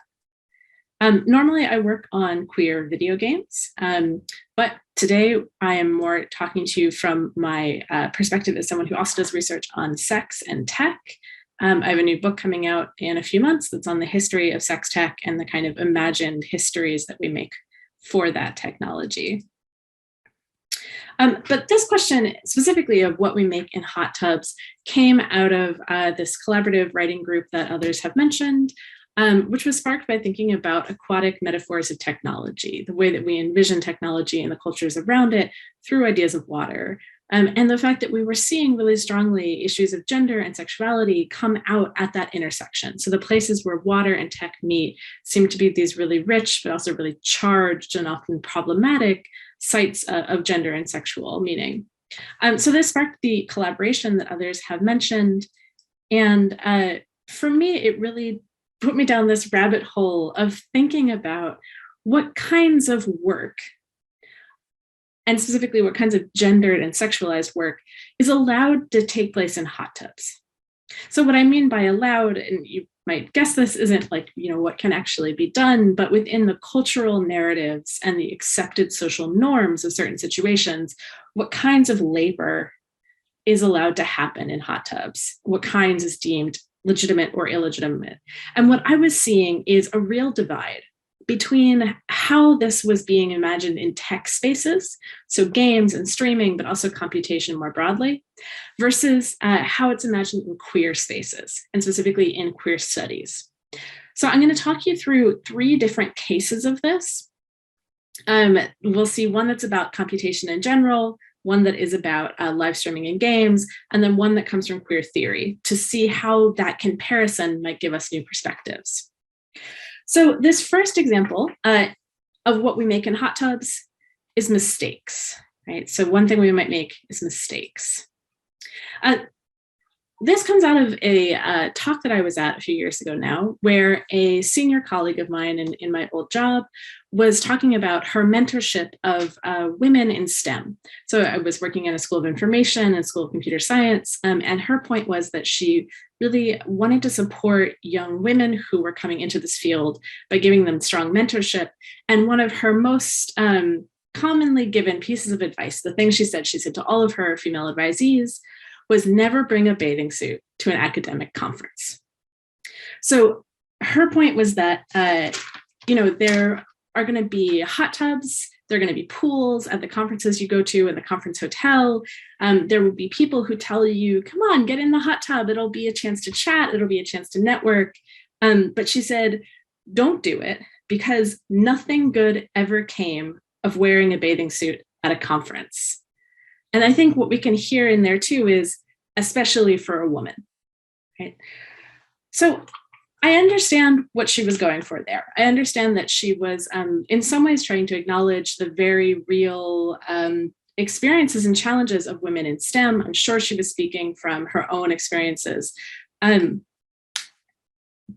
that piece of advice has always struck me as not the right piece of advice. It did at the time, it does still now. I would not tell my advisees to not bring bathing suits to conferences.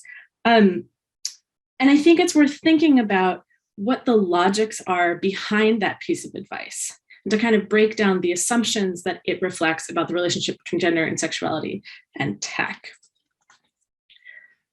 So what is behind this idea, right? Don't bring a bathing suit to an academic conference.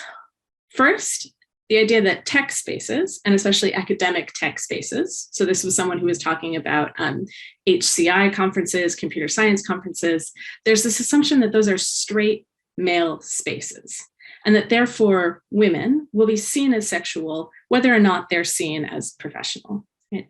There's an assumption that bathing suits are sexual, that putting on a bathing suit is a kind of sexual or sexualized act, And that if you are seen as sexual, that is one and the same with being seen as unprofessional. You will not be taken seriously in a bathing suit. There's an assumption that it falls to women to navigate men's desire. So along with this idea of it as a straight male tech space is also the idea that straight men will be desiring the women around them, and that women should be dressed correctly, that women should present themselves correctly, and do the extra work of needing to network outside of hot tubs because they can't be in the hot tub. And it also assumes that men have no responsibility in any of this, right? The piece of advice is not advice given to male advisees to question what they think of as legitimate in an academic space. It is given to women to not dress a certain way. So if we take that as an example of tech spaces, right? What are the things that women are not supposed to make in hot tubs? They are not supposed to make work, right? You can't do any intellectual thinking. You can't be, talking about a collaboration on a project. They're not supposed to make connections, like professional connections. They're not supposed to even make conversation. The one thing that they can make is mistakes, right? That it would be a mistake to show up to a tech conference and get in the hot tub. Let's compare that to another tech example, right? And this is the example that everyone has been talking about so eloquently, which is the example of hot tub streamers.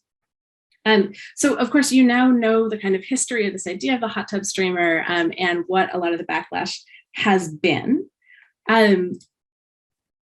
This, as you are now thinking about, is kind of at the intersection of ongoing clashes between Twitch as a platform, the sort of reactionary gamer culture that still often surrounds Twitch, the sort of misogynist gamer culture, and then streamers themselves, content producers themselves, who are trying to navigate the regulations of the platform, navigate the expectations of viewers, and to try and be able to do their work within that system.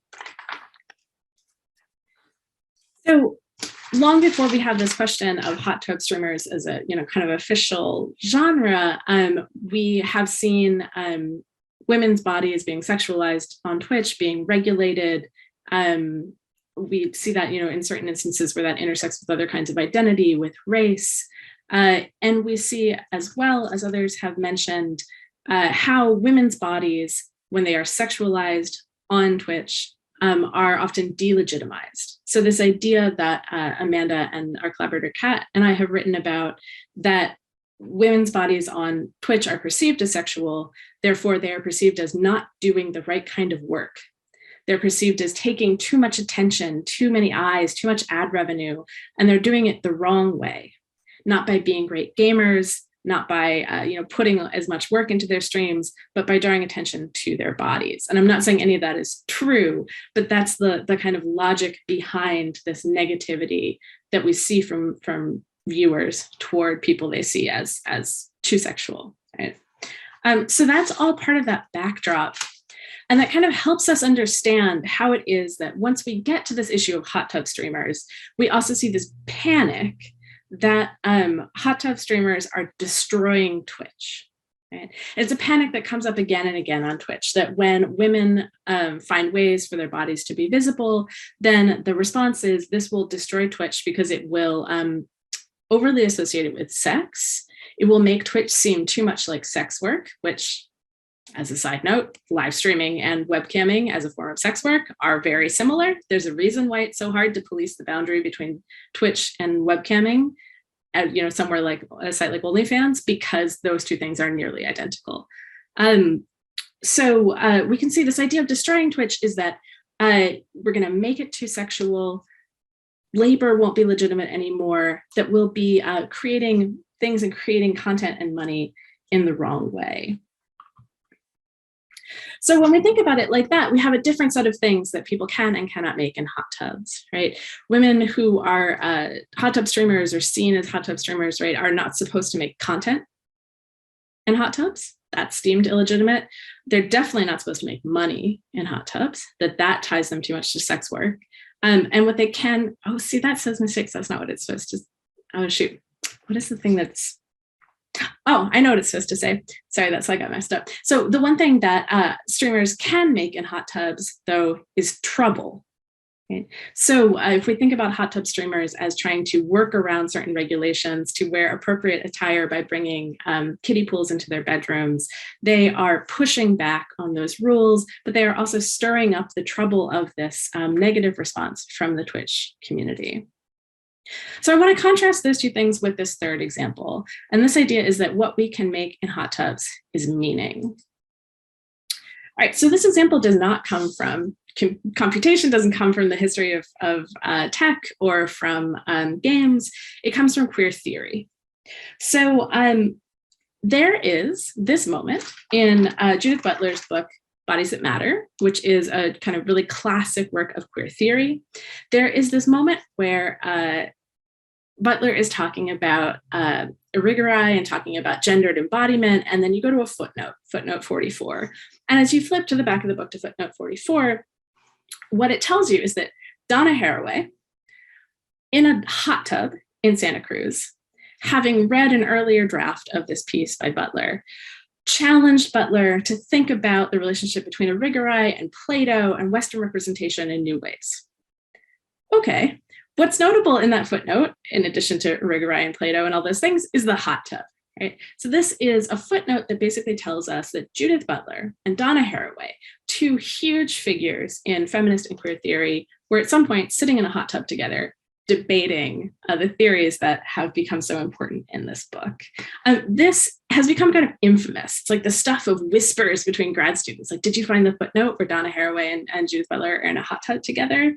And I think it's a really interesting contrast to other ideas that come from the tech space about what is or isn't appropriate in hot tubs. This moment, right, where we think about the two of them together in a hot tub, I'm going to imagine it in like the woods of Santa Cruz, somewhere beautiful, is a really tantalizing moment. It is a potentially erotic moment, right? We don't know, were they wearing bathing suits? Are they nude? But it is this both like intellectually tantalizing moment and sexual moment. We don't know what's really happening there, but it has a certain allure to envision it. And I think what's especially important to note is that this is not a moment of illegitimate work in queer theory. This is not a moment where people say, oh, that theory doesn't really count because they were just hanging out in a hot tub. This is actually a moment that's celebrated, that people really value because it draws out the embodiment and the eroticism of queer theory. So you see this, for example, in, I love this Goodreads review of this book, where at the very end, this person says, oh, and in the footnotes, Butler starts off one particular reference saying that Donna Haraway made such a comment in a hot tub in Santa Cruz. Now that's nice. Okay?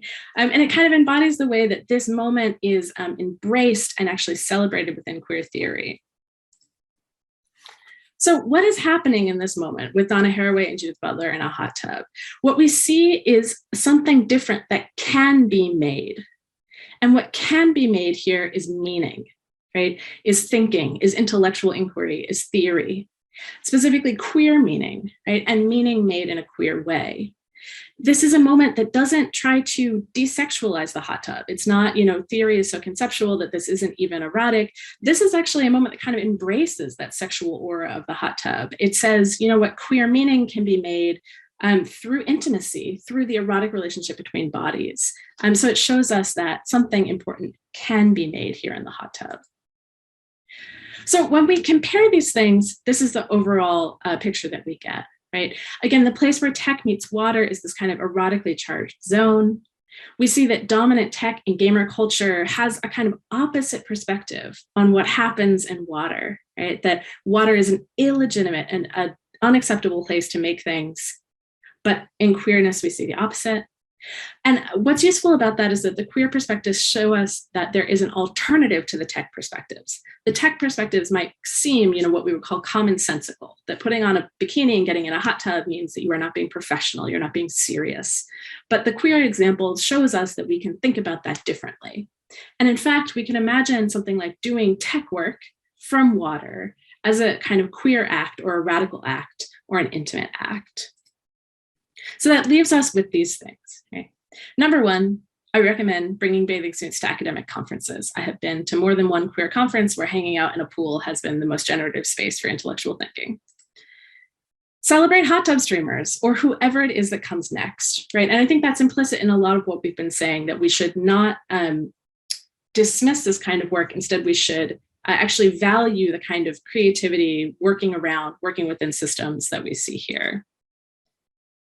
And then more broadly, just to embrace the electrical charge of computers and water. I'm really drawn to this, this almost like fear, right, of bringing the computer and putting it next to the hot tub.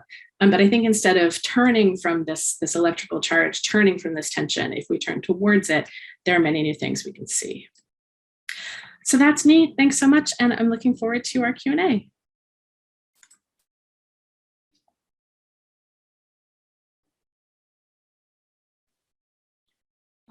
I just want to say thank you again.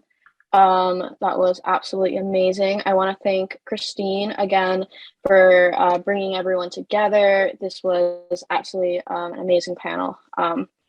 So we do have some questions, and so I'm just gonna start listing them off as they come in. So our first question is for everyone, which is, I was wondering if anyone had more thoughts on the concept of pleasure in the context of hot tub streaming. It seems that there might be another layer, not only of not misogyny in terms of women's financial success, women's bodies, etc., but also this idea of women and enjoying themselves and having a good time, which I feel like really related to Amanda's talk. How dare you, a woman have a good time and engage in leisure?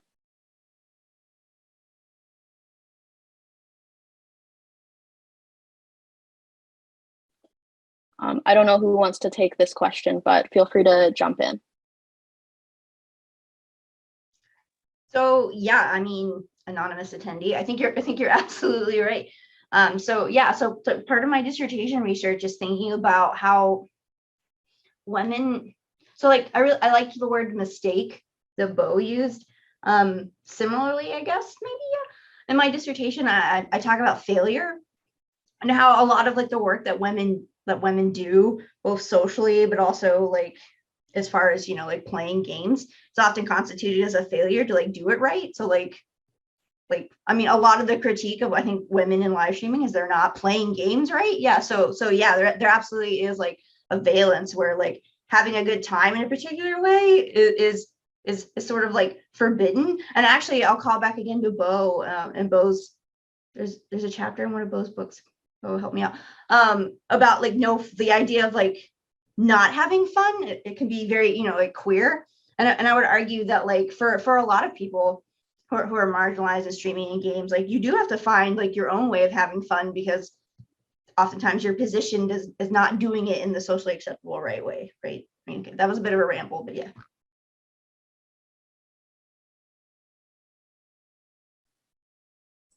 Thank you for that amazing answer. I don't know if anybody else wants to jump in on that.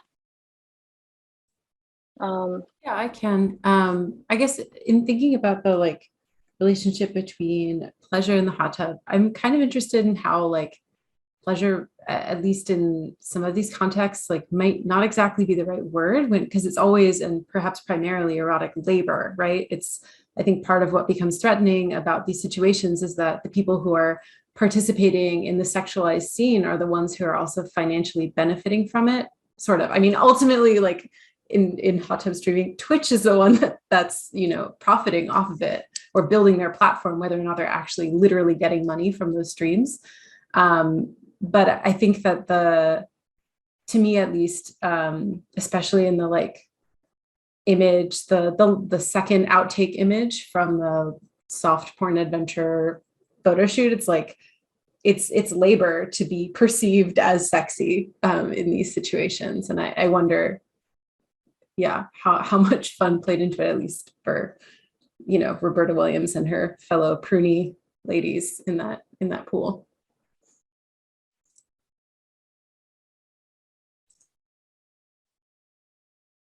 Awesome. So we're going to move on to our next question. It's from Hannah, and they are asking, how did you all arrive at or become interested in hot tubs or water as an area of research?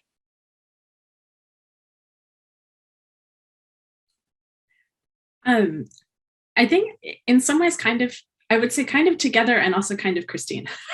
So like, in some ways this came up through thinking about the issues around hot tub streamers and talking about it together on Twitter, but also I had recently been reading a draft of one of Christine's articles that very explicitly talks about aquatic metaphors of technology and also about the relationship to gender and sexuality. So I give credit to Christine. Thanks, Bo, and thank you, Twitter. Yes, as other colleagues are saying in the chat, I think I remember the explicit Twitter thread that came together. It was May 20. That set the stage. It was May 21st, 2021, year 2 of the global pandemic, 2 out of 3 so far. And the thread was like, I think, dunking on that found to be sexy thing from the line from Twitter's the Twitch blog guidelines. And we all of us working at various intersections of digital technology, sex, streaming, and games just latched onto that thread. And it's interesting to see how like the streams of like how we not just communicate as like gamers and tech users, but now as scholars to flow out of these platforms in like really interesting ways that are kind of terrifying, because now I thought about how much of my like a social memeified life, a lot of my meme colleagues are also collegial collaborators. And then, of course, is like the space of beauty, and that proximity is beauty and productive. And it also, wow, it really is like an ocean out there of wonderful collaborators and such.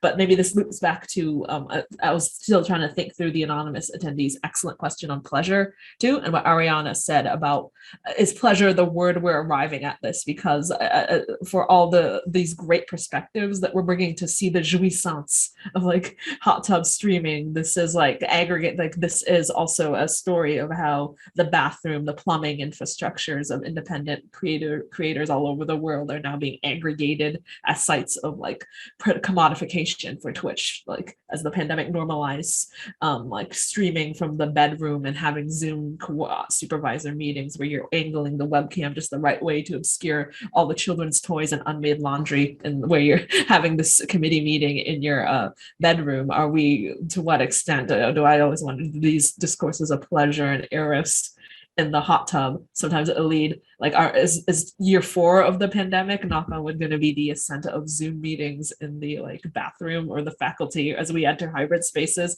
having Zoom meetings from like public stalls? That I'm kind of, in case people didn't realize, I kind of, by my background, I'm a bit of a potty mouth, a potty head. So I of course went to the most so-called juvenile perspective on this. Like in the idea that the computer as like a big toilet on one hand is very compelling to think about when this theory framework of aquatic metaphors and wetness were formulating, and also just juvenile, it is kind of funny. And I thought this is a lot of wonderful projects I've had with some of the people in this room started as private memes and jokes, little quips that began in the hot tub and then became a citation. I don't know if anybody else wants to jump in as well. If not, we'll move on to the next question. So the next question is, we know that a tiny fraction of creators on any given platform get most of the viewers and revenue. What is it like to be a non-famous hot tub streamer? Does the conversation about hot tub streaming change when we think about people who aren't micro celebrities? I'll take this one. Thank you for your question. Hello, also nice to see you. Thanks for coming. So I think, at least in my work, I've like dug into a little bit actually about that question, but there's kind of 2 things. So one, prior to the creation of the pools, hot tubs, and beaches category, less famous hot tub streamers just got kicked off after a certain point. There's like a brief moment in which they were sort of ejected from being able to do hot tub streams until the category is reconstituted, and then they were allowed to do it again, which is, I think, what I was trying to get at with this idea of like there's sort of different rules beneath the official rules, that your level of sort of popularity or access to capital, if you have like an artist management team that can like file a complaint on your behalf for a moderation decision, like if you're just like a micro celebrity that maybe has far fewer like followers, like far fewer, like a lot less attention, etc., you don't really have access to sort of any of those behind the scenes appeal mechanisms. So that's one way to answer that. The second way to answer it, I think, though, is like they also in some ways weren't.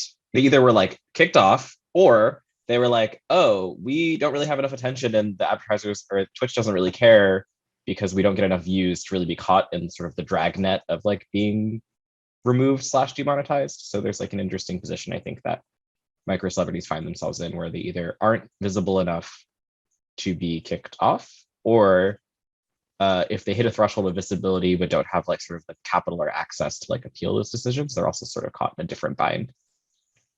So.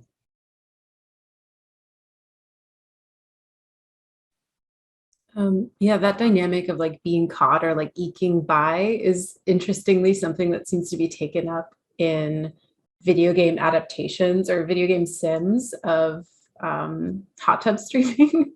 So there's like a spate of like pretty poorly made Unity games about being a hot tub streamer. Some of them are called like Amaranth Sim. And they all kind of, when you're earlier in the game, at least in this one just called Hot Tub Simulator, you can like get away with nudity when you have fewer viewers for a longer amount of time. So yeah, I think that this idea, that seems to be captured by game designers seeking to either tongue-in-cheek emulate hot tub streaming, or people earnestly and correctly identifying like a dynamic that's happening on Twitch. I don't know if this is relevant to the great things Ariana and Christopher said in relation to this question, but when you're thinking about Phelan's question about non-major non-micro celebrity streamers and how we've often had to draw the image of the amaranths, and I like the Christopher News in his part of the deification of the micro celebrity often leads that this category of hot tub pools and beaches has also included like not necessarily self-sexualizing hot tub activity, or rather like aquatic activity that shares the category but isn't like in hot tubs, and they aren't amaranth. Like good friend of mine is obsessed with the hot tubs, pools and beaches channel from this New York Zoo, where they're streaming the otter on a 24/7 basis, just vibing, no bikinis or bath toys or anything, just vibing. And I'm also somebody who has actually streamed on that category as part of my like baptism as a residence don, as some college ceremony. It's again maybe relates back to the point I said earlier about like aggregation, like cultural practices of bathing in new spaces are being aggregated. The flip side is we're talking about the pleasures and potentialities and these more like not utopic but like hopeful visions of what streaming can be always hover these images of hover behind the images of deities. Is like the otter kind of like the anti-pope to like the amaranth style hot tub streamers deity who can never be sure. Thank you so much for everyone who answered. We're going to move on to the next question, which is, hello. Thanks everyone for presentations. I am curious, why is it so crucial for advertisements to control content that is popular but assumed to be sexual? Shouldn't they instead use it and try to profit off of it? I imagine that Twitch in general is not the best place to advertise family-specific products, so it sort of doesn't make sense. The fact that advertisers control content makes sense, but why do they do it escapes me a bit. I can start. Yeah, so you're putting your finger or proverbial virtual hand on precisely this weird paradox. So the best way to think about it is that advertisers as sort of intermediaries that have a hand in shaping what's allowed to be on particular platforms do so because like they have conceptions of what they want their products to be marketed like alongside. So if you imagine that, like, let's say Coca-Cola, I think I get a lot of like soda brand ads on Twitch often. Let's say that Coca-Cola wanted to be sort of presented on like all Twitch things related to esports. And before sort of the category of like hot tub streaming was sort of created, when you were an advertiser and you wanted to buy ads, you could like buy ads for particular categories. And sort of the hot tub streamers were they just filtered under just chatting before the, I think so. Anyway, so if just chatting was one of the most popular places in which people were using Twitch, there was no way for them to like not have their ads appear next to hot tub streamers on the just chatting category, which like I don't know how clear this is to people who don't like think about the media industries, but often the decisions that advertisers or media companies, Disney is notorious for this, like that they make about when their content's associated with sexuality is like they're doing it because they don't want their sort of content to be like contaminated by like being near sex or sexuality. It's like totally immoral like decision-making process that they view as fundamentally linked to how they would make money. So like Disney does not want sexual content to be associated with its brands because Disney is quote unquote a family-friendly brand. And even brands that we don't think of as having that particular moral valence, like often basically in any large, like I would say top 500 company, is very wary of being associated with sex or sexuality, unless it's explicitly under these sort of like, we're doing a pride ad during June, and that's it. Which if you notice are always desexualized. Like, so that's kind of it. It's a very complicated, this is partially what my dissertation is about, so I could rant about this forever, but yeah, it's a very complicated thing. So I guess that question, and actually I think something that came up in Chris's presentation, so like this idea that like Twitch is acknowledged as, I don't know, it's like a space for adults where family-friendly content can be found, but at the same time, like you have to be at least over the age of 13 to make an account. So like, I think part of what you're getting at about advertising concerns is related to the idea of like things children shouldn't see. But of course, you're also, I think I just saw somebody in the comment talking about like implicit cultural norms. Like there are plenty of people I think that are watching Twitch that are under the age of 13, but, and so I guess like some of that is taken into account too. Like, but I think, I mean, what Chris said is like the old adage, like sex sells. Well, some companies like make more money by doing the opposite. Yeah. This idea that like, yeah, again, I connected back to my own talk, this idea that like the presence of women, you know, is the potential for harm, right? So you don't want children seeing things that are inappropriate. And on Twitch, you know, it's a public site. You can't you can put a content warning on your channel, but you can't hide your whole channel. So yeah, a lot of the responsibility for thinking through these things is put on the streamers, but then like they are punished or oppositely not rewarded for having to make and think through some of these decisions by both the platform and these advertisers. God, I hope that made sense. Great question. I don't know if anybody else wants to jump in. If not, we'll move on to our last question, which is from anonymous attendee. They say, "Thank you for this panel. I really like how many talks highlighted the gendered aspects of labor and hot tub streaming. I am curious if disability comes up in any of your work, especially given how beauty and attractiveness is often defined in normative assumptions." So for me, sorry everybody, not so much this sort of like this topic is sort of like an offshoot of things that are related to my dissertation. But in my dissertation, I it's an ethnographic study, and I interviewed several streamers, some of whom identify as disabled, and it does sort of like it like I talk about like in my presentation today, but also in my dissertation about like this double bind of having to present yourself as a streamer in an authentic way, and having to present your gender in an authentic way. But really, like it's less a double bind, right, and more like an issue of intersectionality, where like it's a really like tangled knot of things that are happening to you. And for like disabled streamers, part of that is like the normative assumptions that are put on them due to like having to be a streamer, their race, their gender, and their level of ability, and the choices that they have to make. For example,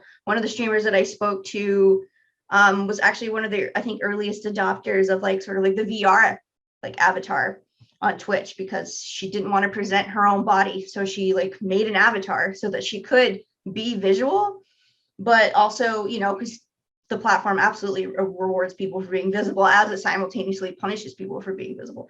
So she was trying to find the safest way to follow the norms but you know, she had to put more time and investment into developing this avatar and thinking through how she was going to deploy it, right? So like it absolutely is like a third or fourth or fifth layer of labor that like, yeah, that this sorts of thing. I mean, and not to mention like on the relatedly, like, you know, questions of access come up for me too. Like a lot of, you know, getting started, like as streaming becomes more like sophisticated, like the startup costs, the level of access you have to things, your knowledge that you have to make these things work, right? Just like increases exponentially. And then like the access that like people with disabilities have to even, you know, learning these things or getting this technology. Yeah, it just sort of like piles and piles. So yeah, great question. I'll let someone else talk now. Thanks.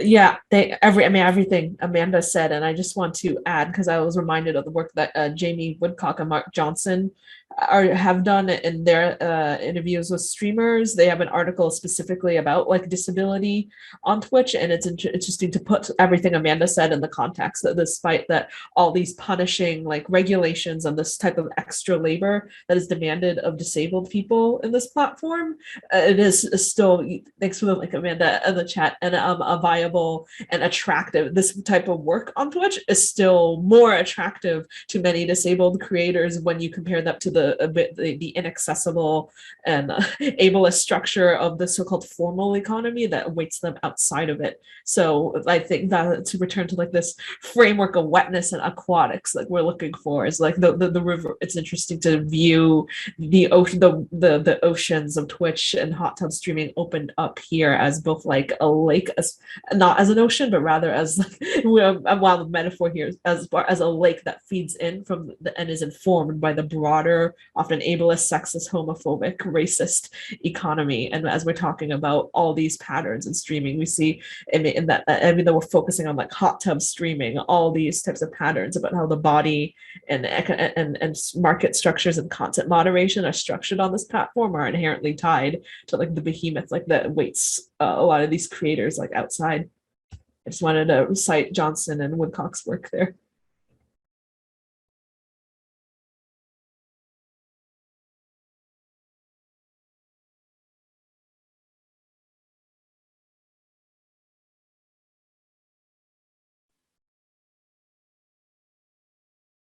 Thanks so much, Amanda and Christine, for those really great answers. And I just want to thank everybody for some really great questions. So I'm just going to let Ryan wrap things up.